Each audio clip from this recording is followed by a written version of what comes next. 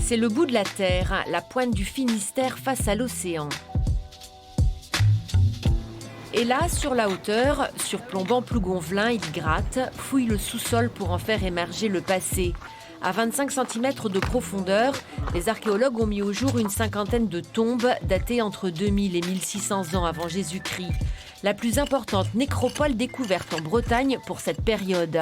Stéphane Blanchet, le responsable du chantier, dégage un pot enserré entre des dalles de pierre. À l'intérieur de ce coffre, on a donc une céramique dont on a la forme complète, donc ici, qui a été crétée par les engins agricoles, mais on reconnaît très bien sa forme avec ici l'encolure du vase et le fond du vase.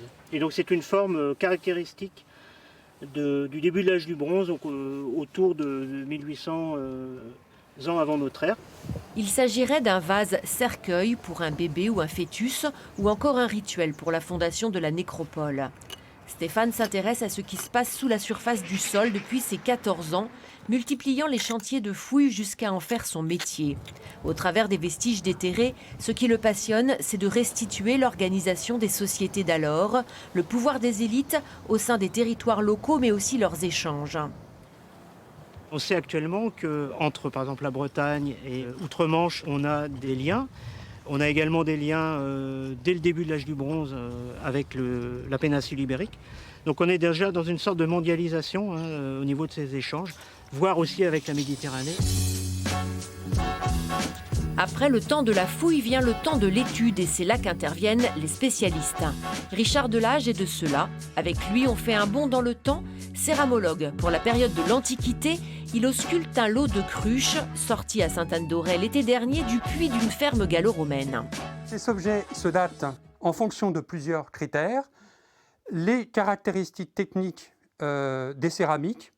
Et pour ça, l'on utilise par exemple, lorsqu'on en dispose d'un tessonnier de référence qui permet de comparer les pattes. Alors par exemple ici, pour cette céramique, ici, on peut comparer par rapport au tessonnier du Morbihan et puis on voit que, par exemple, on a trouvé une patte similaire et on sait que cette patte provient d'un atelier de potier à Liscorneau, dans le Vantais, ce qui veut dire qu'il y a de fortes chances que cette céramique en provienne également.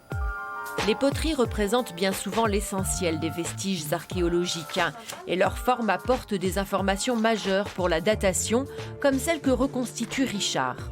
Une urne funéraire découverte dans la région de Fougères, mais qui a connu bien d'autres fonctions auparavant. Il s'agit de céramiques modelées, c'est-à-dire qui n'ont pas été certainement fabriquées par des potiers professionnels. Et c'est des céramiques que l'on connaît bien, cette forme, on la connaît bien pour la fin du 1er siècle après Jésus-Christ. Elles servent généralement d'emballage pour des produits de biens de consommation, comme par exemple des pâtés, des confitures, des choses comme ça, certainement. Qu'ils soient penchés sur des morceaux de terre cuite ou le nez dans le sol, ces chercheurs passionnés sont plus de 2000 en France. Quelques 170 répartis entre la Bretagne et les Pays de la Loire, dont la plupart sont des archéologues de terrain. Et tous œuvrent pour faire ressurgir les temps anciens, le quotidien de ceux qui nous ont précédés.